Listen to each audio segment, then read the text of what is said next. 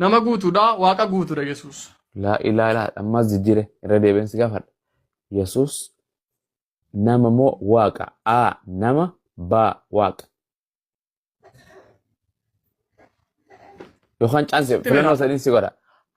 A nama baa waaqa caa waaqaas namaas. Waaqa bakka amma karaa biraa. Bakka baadha waaqa. Okay. Namaa miti Yesuus. Nama kan yoo dhufe kijibataa miti. Kijiba taa'e. Goobas. Ameen. Akkana. Kitaabni tokko dhufee Qur'aana taatus wangeela taatus Yesuus nama kan jedhe kitaabni san kijibami. Ta'us kun amma fakkeenyaaf isatti ilma namaaf hin jedhe malee namni ilma namaati jedhee kan caafe tokko. Wayyo. Yesuus Kiristoos ilma namaati yoo hin jedhu nu kijibe moo dhuga dubbate. Inni dhugaa dubbate. Dhuga dubbate. Kanaafuu Yesuus nama moo namaa miti. Yesuus nama miti nama of hin jedhe ilma namaaf hin jedhe malee waaqa guutuudha nama guutuudha. Ilma namaa jechuun nama moo namaa miti. Ilma namaa jechuun nama moo namaa miti. Ay kun amma fooniin jechuun dandeenya nuyi. Sibiilaanoo. Sibiiluma jenna. Fooniinoo. Fooniinis foonuma jenna. Ilmi namaa foonii moo sibiila? Jechuun ilma namaa miti inni hafuura qulqullina dhalate malee abbaa isaanatti abbaa isaanatti miti. Abbaa malee kan dhalate Addam abbaa ni qabaa? Addam abbaa ni qabaa? Abbaa waaquma uummate isa Addaamiin. Abbaa ni qabaa siin jedhe? Addaam immoo. Abbaan isaa waaquma ka. Okay, goobas. Abbaa furaa ni qabu moo hin qabu Addam? Maaliif dhabere? Goobas. Yesuus abbaa furaa ni qabu moo hin qabu? Jechuun kan ofii isaatii hafuuraa dhugaadhaa waaqa guutuudha nama guutuudha ofii isaatii. Addam abbaa furaa ni qaban jette. Yesuus Kiristoos abbaa furaa ni qabu moo hin qabu? Maal taate? Misgane abbaa furaa ni qabu moo hin qabu? Eenyu? Yesuus. Abbaa hafuuraatu hin taane waaquma keessaan godhee dubbataa ture bari inni. Abbaa koo. Gara abbaa koo. Yesuus abbaa ni qabu moo hin qabu obbo? Maal taate qubee generation taate qarre nama rifeensa isarra dheeraa kana rifeensa qabu malaaxaan ta'in akka keenyaa kanatti xiqqaa kana taate nutti hin kijibin kaa ni qabu moo hin qabu abbaa? Ilma tokko maaliif dhabere gara biyya lafaatti erga ilma tokko abbaa ni qabaa miti? Abbaa ni qaba Goobas. Yesuus Kiristoos ani nama yeroo jedhu barattoota isaa ni kijibe moo dhugatti dubbate? Dhugaatti dubbate ilma namaa jedhee waameera. Goobas. Addam ilma namaati moo ilma namaati miti? Addaami? Addam yaa. Addaami ilma namaati kan jedhu illee jiraami. Addam nama moo namaa miti? Nama moo namaa miti? Addaam nama maaliif nama miti? Kottaa akka bifa keenyaaf akka fakkeenya nama uumannaa dee waaqayyo nama uume. Garaagarummaa namaaf ilma namaa ni beektaa? Garaagarummaa what is the difference between man and human? Ilma namaa jechuun anaafeet ilma namaati. Sirri moo dogoggora? Ilma namaati sirri nama foonirraa dhalanne nuyi. Goobas. Abbaan keenya foonirraa dhalanne galuu abbaan keenya hafuuraa Yesuusirraa dhalanne. Kanaaf wangeelli kan kee ni kijiba moo dhuga dubbata wangeelli kan kee kun? Afaan isaatu wallaalle. Wangeelli kun ni kijiba moo dhuga dubbata? Amma wangeelaan ol qabadha. Akkam bareedanii dhugaa waaqa kanuma qabaachuun keessan immoo waan tokkodha. Yoo kijibni keessa jiran bareeduu miti. Okay waan jedhu. Wangeelli kan kee kun Yesuus ilma namaati jedhamu ilma namaati miti jedha. Laay. Warri barreessan kuni? In kijiban. Akkasii maal goona? WhatsApp dee. Lakki. Salaam alaikum. Dubbiin as keessa jirtu kun dubbii kijibaati moo dubbii dhugaati goobasi? Bartoota keessa kan ilma namaa jedhee waan eenyudha? Waa'ee bartootaa dhiisi. Maatiyos 18 akkanatti ilmi namaa isa badii oolchuuf dhufe jedha. Ilmi namaa keessa badii oolchuuf dhufe sana eenyu? Ajaa'iba qabdu abbee. Ajaa'iba wallaahi dubbiin. Misgane maal akkana taata abboo? Maali durba miti kan misgaanee miti. Okay misgee.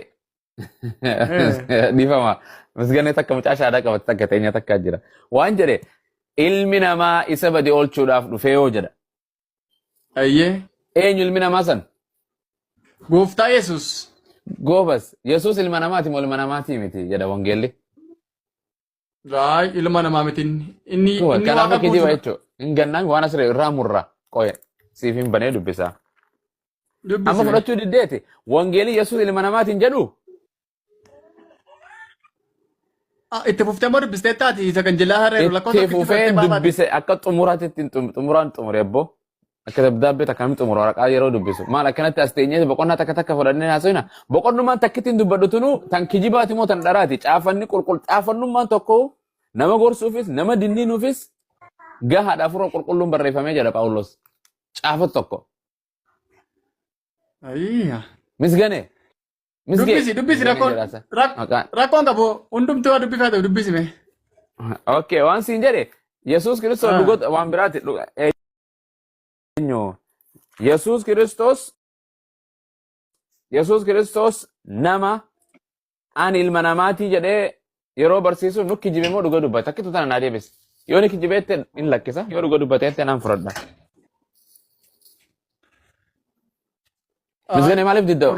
Misge maaliif go wangeela kana didda? Maaliif itti amanne? Ifichatti amana wangeelatti amanaa jedha. Itti amantu wangeelatti jedha. Itti amanuu of keessatti fudhadheen jira. Itti amanuu keessa bayyeen itti maxxanee ofitti maxxanse. Waan as keessa jiru kun waan dharaati waan dhugaa dubbata. Dhugaa dubbata. Yesuus Kiristoos ani ilma namaati jedha. Ani dhugicha isa Waaqayyo irraa dhageessanitti himee jira. Isin garuu ana nama akkasii jedha kun ammas nama jedhe. Aadamiin nama jette ani miti. Aadam nama moo nama miti jennaan ilma namaati moo nama jennaan nama jette ilma namaati miti. Yesuusis namaa mi kuno nama jedha kaa. Ammas dubbiin wal dhoyte. Yesuus nama miti quraanni keessan iyyuu dubbata akka ni gooftaa ta'e. Wangeela quraana kiyya dhiise wangeela kiyya quraana kiyya waan inni jedhu hunda dhibbara dhibbatti fudhadha. Wangeelli kan kee Yesuus nama jedha. Dhugamoo soba. Na gargaara gooftaa Yesuus nama ofiin jedhee sitti meeramanne deebisiin ta'u kun. Okay, goobas nama ofiin jedhe ni kijibe moo dhuga dubbate piraankiidha. Dhugaa dubbate sababaa maaliif akkasitti dubbate beektaa? Okay, amma fakkeenyaaf ati maqaan kee misgeedha. Dhugamoo soba maqaa piraankiiti moo maqaa dhugaati? Maqaa dhugaadhaan hankoo. Fudhadhee mi anuu fudhadhee maqaa si barreeffate kunoo misgee jedha kanumaan jedhee dubbisu jira. Yesuus Kiristoos yeroo ani ilma namaati takkaa nama jedhuun nu kijibe moo dhuga nu dubbate. Ishi gaawwan si gaafadhan immoo sitti. Gaafadhu. Waaqayyo ilma tokkicha qabuun gara biyya lafaatti ergee dheen isa kana immoo soba dubbate. Waaqayyo ilma qabaa? Qabee. Eessaa fidate jaartii tamiraa dhalche. Inni waaqaaf lafa kana uumeetu ilma dhabaa. Oh, hin uummatee jechuu miti. Hin uummatee. Oh, goobas kanaafuu Yesuus uumamaadha kaa. Ameen kana fixanne bas. Thank you. Uumama? Eega maal akkuma hin uumame kaa hin uummate kaa waaqayyootu uummatee mee? Siin dubbisa iddoo isaa si dubbisu na dhaggeeffatu. Na amma naa deemis Yesuus akka uumamaa ta'e amantee? Kan biraatti dabartee matammisa kanarraa hin dabartu. Laa hin dabarata asumaa jedhe waaqayyoon ilman qabu ani ilmaan 5-7 qaba waaqayyoon tokko qabaa jettan tokkicha san jalaa ajjeesan. Tokkicha san ni uummate moo eessaa fide dubartiirraa dhalche moo ni guddifate moo bitatee ni uummate naa deebisime. Ofii masaatii qaban. Ofii masaatii akkam godhe ni uummate. Ni uummatee mi? Wow, akkana ka akkasa kan tolche jechuu bakka bara. Eka waan tolchaati Yesuus Kiristoos hin tolfame guyyaa keessaa. Rakkoon qabunne bifa namummaa mul'ate ni waaqarraa. Bifa namummaa kanaan mul'ate. Waan fedhe naa mul'atu waaqayyootu tolchee mi Yesuusiin. Jechuun kan ilma tokkicha qabu gara biyya lafaatti ergee maaliif kan isaati qabu? Tokkichuma sanu waaqayyoo tolchee mi tokkichuma sanu. Ammati okay, bareeda ka. Tokkicha san ayyee ilma yeroo jennu waaqayyoon qunnamtii saalaa godheen dhalle dubartii wajjin ciiseen dhalle ni uummate. Ati akka wangeelaatti hafuuraan dhalateen akka waaqayyoon ta'e jette ta'umaan argamsiisa. Ati akka wangeelaatti ilma seexaanaati moo ilma waaqayyooti?